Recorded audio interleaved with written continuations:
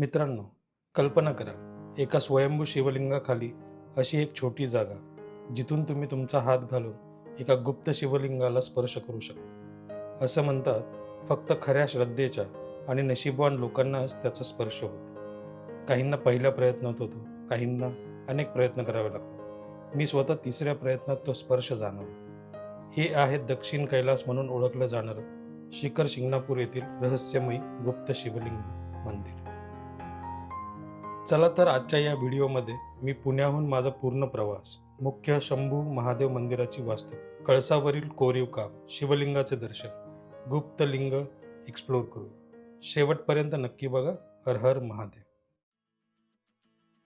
आम्ही पुण्याहून दुपारी 1:30 वाजता निघालो. रूट होता पुणे ते जेजुरी, जेजुरी ते फलटण आणि फलटण ते शिखर शिंगणापूर. एकूण 139 किलोमीटर अंतर. रस्ता खूप चांगला. 80 ते 100 किलोमीटर प्रति तास वेगाने फक्त 2.5 तासात आम्ही तिथे पोहोचलो. नातेपुतेच्या अलीकडून हायवेवरून एक राईट टर्न आणि नंतर शिखर शिंगणापूर घाटच्या वळणावरून वर चढलो. हा घाट खूपच सुंदर आहे. डोंगराच्या कुशीतून वळण घेत वरवर जातो. भोवती दाट झाडी, खडक, खोल दऱ्या आणि अप्रतिम नजारे पाहून मन रोमांचित होते. शिंगणापूर गाव सातारा जिल्ह्यातील मान तालुक्यात आहे. हे सातारा, सोलापूर आणि पुणे जिल्ह्याच्या सीमेवर वसलेलं आहे. फलटणपासून फक्त 37 किलोमीटर. गाव डोंगराच्या पायथ्याशी आहे, तर मुख्य मंदिर डोंगराच्या शिखरावर. हा डोंगर सह्याद्री पर्वतरांगाचा एक भाग आहे. याला शंभू महादेवाचा डोंगर म्हणतात. मंदिर समुद्र सपाटीपासून 1000 ते 1050 मीटर उंचीवर आहे. मुख्य मंदिराजवळ 4 चाकी गाडीसाठी पार्किंग 50 रुपये आणि एंट्री 50 रुपये प्रति कार. गाडी वरपर्यंत जाते, अगदी मंदिरावर. दुसरा मार्ग म्हणजे खालून 400 पायऱ्या चढून तुम्ही वर येऊ शकता. मंदिरात आत शिरतात प्रथम दिसते प्राचीन दगडी दीपमाळ. रात्री दिवे लागले की अप्रतिम. नंतर सुंदर प्राचीन प्रवेशद्वार, दगडी भिंती, भिंतीवरती कोरीव नक्षी आणि पुराणातील प्रसंग.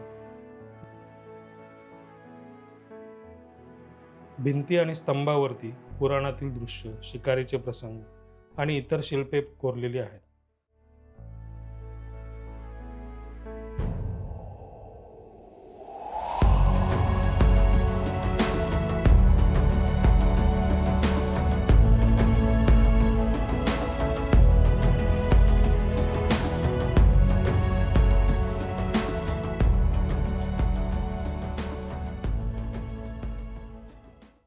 मंदिराला काळ्या पाषाणाची तटबंदी आहे आणि 4 प्रवेशद्वारे आहेत.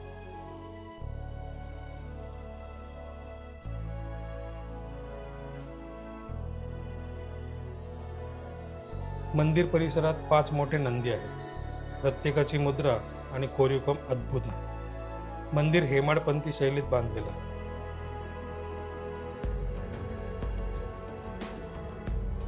आता कळसावरील कोरीव काम बघा.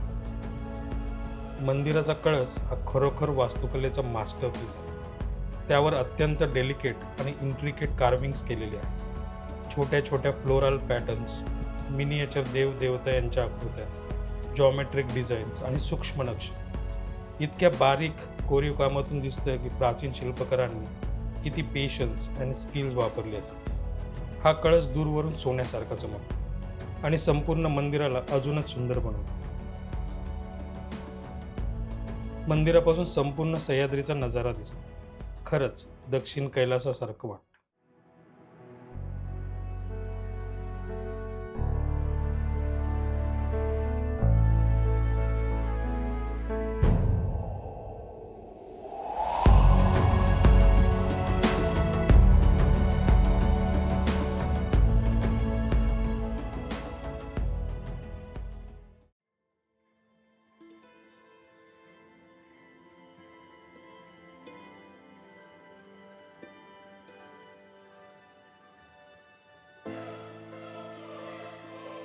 या मंदिराचा इतिहास 11व्या शतकात यादव राजा चक्रवर्ती सिंगनदेव यांच्यापासून सुरू आहे. त्यांनी शिंगणापूर गाव वसवलं. नंतर मालोजी राजे भोसले, छत्रपती शिवाजी महाराजांचे आजोबा यांनी शिवतीर्थ तलाव बांधला. पूर्वीचे मंदिर कोसळल्यानंतर छत्रपती शाहू महाराजांनी 1735 साली सध्याचं मंदिर बांधलं. हे काम वीर सरदार बाजी गोळे यांच्या देखरेखीखाली पूर्ण झालं. 1978 मध्ये दक्षिण भारतीय स्थापत्यकार रामस्वामी यांनी मंदिराची डागडुजी करून कळस आणि शिखराला आकर्षक स्वरूप दिले. हे मंदिर शिवाजी महाराजांच्या कुटुंबांचं कुलदैवतही मानलं जातं.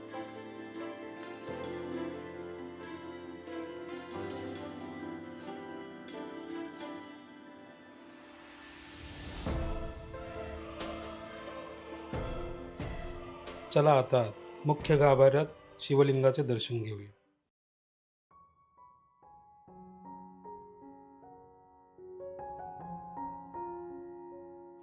इथे दोन मुख्य शिवलिंग आहेत. पहिले लिंग शंभू महादेव आणि माता पार्वती यांचे अर्धलिंग स्वरूप मानलं जातं. हे शिवशक्तीचे प्रतीक आहे. दुसरे लिंग भगवान विष्णू आणि माता लक्ष्मी यांचे स्वरूप असल्याचं मानलं जातं. या मंदिराबद्दल सर्वात रंजक आख्यायिका अशी सांगितली जाते. जेव्हा कैलास पर्वतावर भगवान शंकर आणि माता पार्वती सारीपाट खेळत होते, खेळात महादेव हरले आणि रागाने ते कैलास सोडून निघून गेले. माता पार्वतींनी भगवान विष्णू आणि लक्ष्मीदेवींची मदत घेतली. शेवटी महादेव कोळेश्वरी पर्वतावर तप करत असल्याचं कळालं. माता पार्वती इथे आले तेव्हा शंभू महादेव वेगवेगळ्या 8 ठिकाणी गुप्त झाले. भूमलिंग, बेलवंड, पाललिंग, खांडलिंग, उंबरदेव, बाणलिंग, गिरजापती या सर्व ठिकाणांना अर्धलिंग म्हणतात. आणि याच ठिकाणी भगवान विष्णू आणि लक्ष्मीदेवींच्या साक्षीने शिवपार्वतीचा विवाह झाला असं मानलं जातं. म्हणूनच या ठिकाणाला मोठा महादेव असे म्हणतात. दोन्ही लिंगांचे दर्शन घेताना मनात दिव्य शांतता आणि पूर्णत्व जाणवते. ओम त्र्यंबकम यजामहे सुगंधिं पुष्टिवर्धिनम उर्वारुकमिव बंधनान मृत्योमुक्षीयमामृताम. जसे काकडी कोंबेपासून सोडवली जाते तसेच आम्हालाही मृत्यूच्या बंधनातून मुक्त कर. मित्रांनो, मुख्य मंदिर तुम्हाला आवडलंच असेल, पण खरा रहस्यमय अनुभव मुख्य मंदिरापासून 3 किलोमीटर खाली आहे. गुप्तलिंग मंदिर येथे. याच परिसरात महादेव गुप्त झाले म्हणूनच या ठिकाणाला गुप्तलिंग म्हणतात. 150 दगडी पायऱ्या उतरून आम्ही तेथे पोहोचलो. भोवती घनदाट डोंगर, झाडे आणि इतकी शांतता की स्वतःचा श्वास ऐकू येत होता.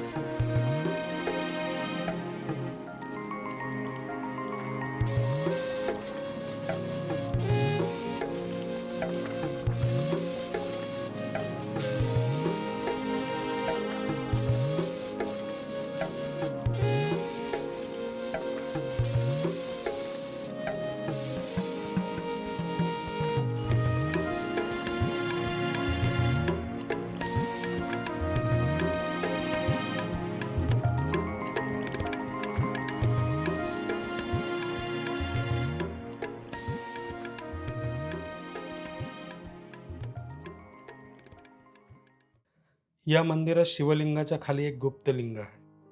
पुजाऱ्यांना विचारून गुप्त शिवलिंगाला स्पर्श करण्यासाठी मी स्वतः हात घातला.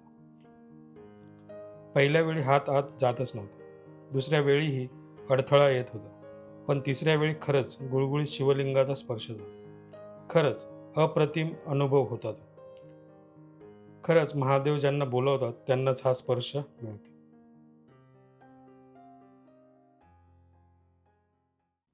जेव्हा माता पार्वती बिल्लिणीच्या रूपात महादेवांचा शोध घेत इथे आल्या तेव्हा महादेव रागावले.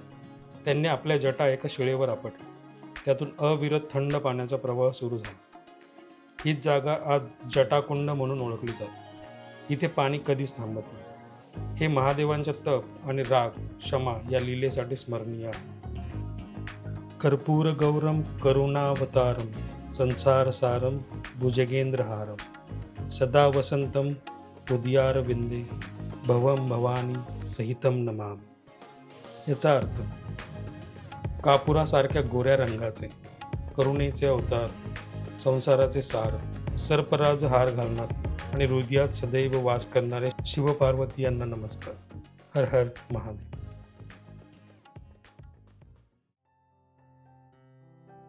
शिखर शिंगणापूरची चैत्र यात्रा खूप प्रसिद्ध आहे.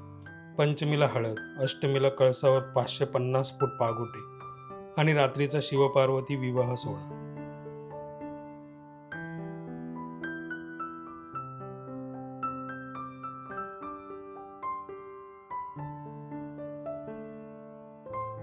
मित्रांनो, शिखर शिंगणापूर हे श्रद्धा, रहस्य आणि इतिहासाचं जिवंत ठिकाण आहे. पुण्याहून 139 किलोमीटर. नक्की भेट द्या. लाईक करा, सबस्क्राईब करा, शेअर करा. हर हर महादेव. जय भोलेनाथ. जय भवानी. जय शिवाजी. धन्यवाद.